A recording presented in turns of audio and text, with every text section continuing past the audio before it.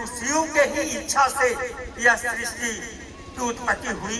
यह सृष्टि की समस्त शक्तियां हमारे शिव में समाहित हैं। इतने महान है वो, और हमें गर्व होना चाहिए कि हम शिव का शिष्य हैं। शिव का शिष्य होने का मतलब है कि हम स्वयं को शिव बना रहे हैं। आप समझ ले शिव बनना क्या है। तो जब हम रोज सूत्रों का निर्वाह करेंगे, दया मांगेंगे, प्रणाम निवेदित करेंगे, तो वो ध्यान में हम जाते हैं। आप जरा देख लें, जैसे ही सुबह में नींद खुलती है वैसे ही मन में विचारों का आना जाना अनवरत लगा रहता है। जब हम सोने के लिए चले जाते हैं तो हम फिर स्वप्न की दुनिया में चले जाते हैं। लेकिन एक दूसरी दुनिया भी है, और वह दुनिया है हमारी अंतरात्मा की दुनिया है। वो हमारी अंतरात्मा की दुनिया है, और उसी दुनिया के एहसास के लिए, उसी दुनिया में पहुंचने के लिए भैया ने हमें ये 3 सूत्र दिया।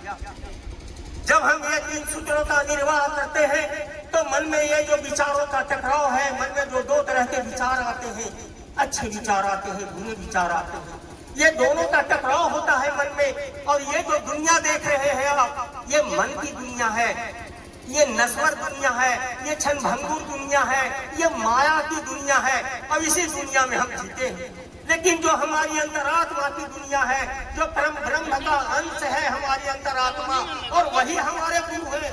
परम ब्रह्म हमारे गुरु हैं, शिव हमारे गुरु हैं, और उन्हीं की अंश है हमारी आत्मा। तो आप समझ ले, गुरु कहीं अन्यत्र नहीं, कहीं दूसरे जगह ढूंढना नहीं है। अध्यात्म स्वयं को समझने का एक विज्ञान है। जैसे ये तन क्या है, ये मन क्या है, ये आत्मा क्या है, ये परमात्मा क्या है, परम ब्रह्म क्या है, गुरु क्या है, ये समझने का विज्ञान है अध्यात्म। ये संसारिक दुनिया के शिक्षक अलग हुआ करते हैं, लेकिन जो अंतरात्मा का ज्ञान कराते हैं वो आध्यात्मिक गुरु होते हैं। और आज आप देख रहे हैं सारी दुनिया में आध्यात्मिक गुरुओं के पीछे सारे लोग भागे चले जा रहे हैं, लेकिन वो ठगे जा रहे हैं। आज जो गुरु परम ब्रह्म के समान होते हैं, लेकिन आज के गुरु परम ब्रह्म के समान नहीं है। उनके पीछे आज बहुत सारे लोग ठगे जा रहे हैं। तो जो गुरु परम ब्रह्म के समान नहीं है, उनको हम कैसे गुरु माने। भैया ने कहा कि आप शिव को गुरु माने, और जैसे ही आप शिव को गुरु मानेंगे वैसे ही आप देखेंगे कि हमारे अंदर कहीं न कहीं बदलाव का एहसास होने लगा। आज मैं ये कहना चाहूंगा कि आज बड़ी जरूरत है कि हम शिव का शिष्यत्व ग्रहण करें। आज जरूरत है समाज में। आप देख लें, समाज की सबसे छोटी इकाई होता है परिवार। परिवार में माता पिता बाल बच्चे, लेकिन उस परिवार में अब धीरे धीरे अविश्वास का संकट पैदा हो रहा है। वहाँ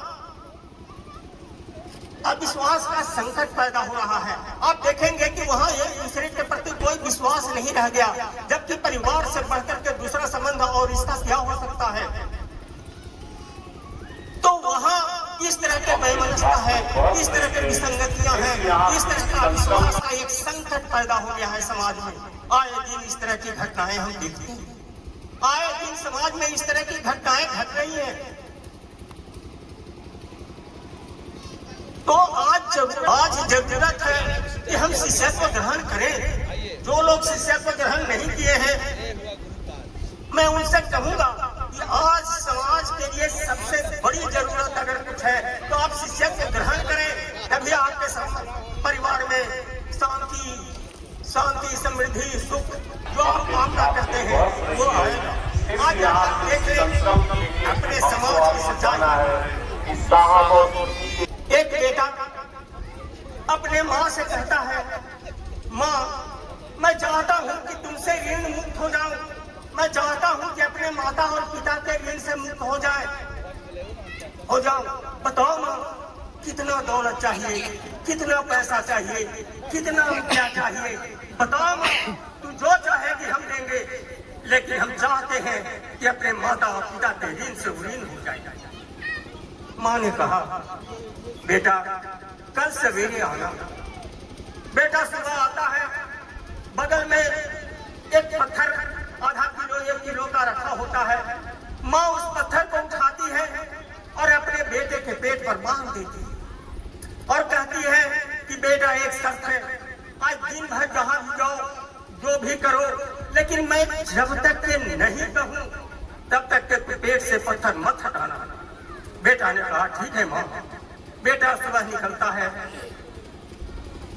है, धीरे धीरे वो पत्थर का बोझ बढ़ने लगता है। दोपहर होते होते वह विचलित होने लगता है और शाम होते होते उसकी स्थिति इतनी बदतर हो जाती है कि वो दौड़ा दौड़ा माँ के पास आता है और कहता है कि माँ, जितना जल्द हो सके ये पत्थर हमारे पेट से हटा दो, नहीं तो हमारी जान निकल जाएगी। माँ ने बड़ी ही गुस्से से कहा, सुनो बेटा, इसी अवस्था में रहकर एक माँ अपने बच्चे को जन्म देती है, पालती है, पोसती है। यहाँ तक कि अगर माँ भोजन कर रही होती है और उसमें बच्चा अगर गंदगी कर दे तो माँ भोजन छोड़कर पहले बच्चे की गंदगी दूर करती है, इसके बाद भोजन करती है।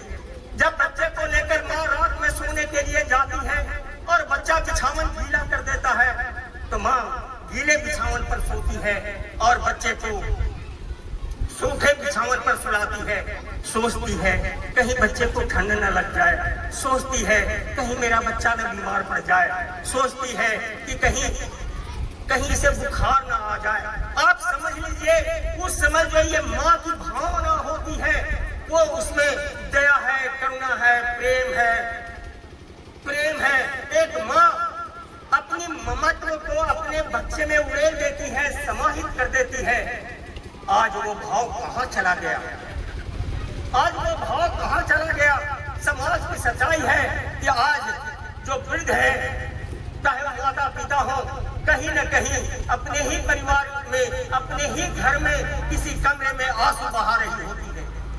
मैं आपको कहना चाहूंगा कि जब आप 3 सूत्रों का निर्वाह करेंगे और आपके मन में अच्छे भाव आएंगे तो उस समय जो माँ के भाव थे वही भाव अगर आपके मन में आएंगे तो मैं समझता हूँ कि किसी भी घर में कोई महिला आंसू नहीं बहाएगा, कोई वृद्ध आंसू नहीं बहाएगा। इसीलिए मैं कहता हूँ कि स्वयं शिव का शिष्य बने और अपने परिवार को शिव का परिवार बनाएं।